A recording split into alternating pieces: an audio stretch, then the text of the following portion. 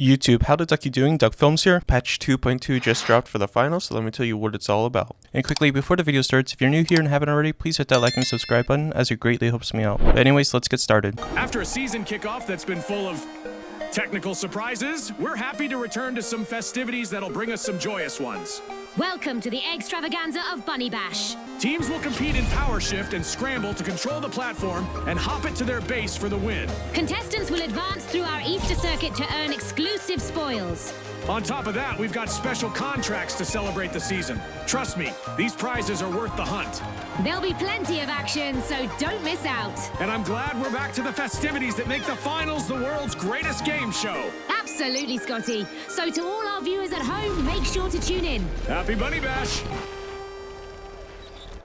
That's right, we got new cosmetics and a new game mode for the game. Now on to the main event, balancing. So we got a pretty long list of balancing for the KS-23, the new heavy shotgun. We're seeing an increased fire rate from 55 RPM to 73, decrease the player damage from 120 to 100, increase the environmental damage from 600 to 700, decrease the pump action animation delay from 0.2 seconds to 0 seconds, increase the pump action animation duration from 0.6 seconds to 0.7 seconds, increase the damage fall off start range from 15 meters to 16 meters, decrease damage fall off and range from 50 meters to 23 meters, increase the damage fall off multiplier at max range from 0.4 to 0.6, meaning it does more damage at longer ranges. Increase the projectile speed from 200 ms to 300 ms, meaning you're not going to have to lead shots as much anymore. And they decrease the bullet dispersion when firing from the hip, making the weapon more reliable and accurate. I see this as a much needed buff for the KS-23, as there was really no option to run this over any other weapon in the game. Hopefully with this buff we see more variation with the heavy class. So moving on, the FCAR got a slight nerf. First off, they started with the recoil control, making the weapon less easy to maintain and control.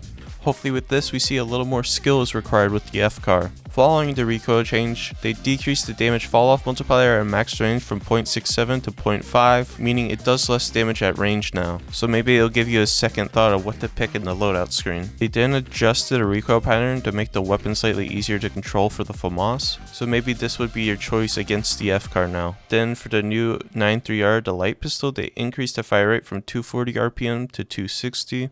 Again, hopefully making it better to use. Then we see a nerf to glitch traps and glitch grenades, with the reduced duration of glitch effect from 10 seconds to 5 seconds for both items. So now you won't be as glitched as long, making it a little bit easier to get your skills off. Then moving straight into our changes and bug fixes, we see an increase in XP from 500 to 1000 for daily quests. Then moving on to VFX, we made the dematerializer highlight more visible.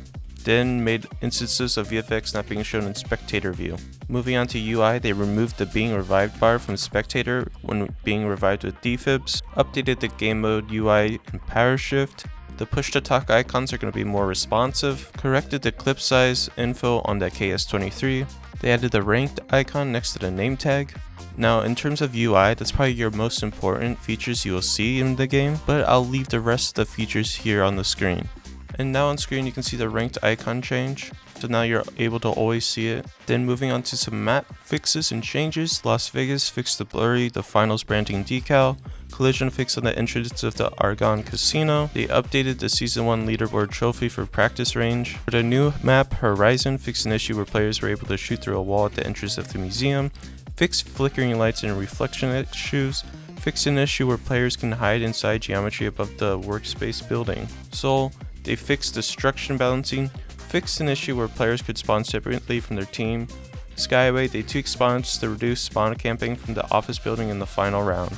All these look like very solid changes, however I wish they would adjust Vegas with the FPS a little bit. Moving on to game modes, for cash out they added it to the quick play menu and it's now available in private matches. They then did some changes to the power shift game mode, they removed unranked tournaments, and they added the limited time game mode Bunny Bash. Then moving straight into gameplay, ziplines, they fixed an issue when jumping and interacting on the same frame led to instant detaching, made so that ziplines can't be destroyed from the bottom end. They fixed an issue with charge and slam, where cases where the slam would trigger instead of the charge. For the dome shield, they fixed so that the outline color is correct. For mesh shield, they improved the effects for indicating the shield is about to break, meaning tell you when it's gonna break. For glitch grenades, they fixed to stop them from exploding on friendly shields. Then they fixed an issue where the glitch grenades would trigger on friendly shields.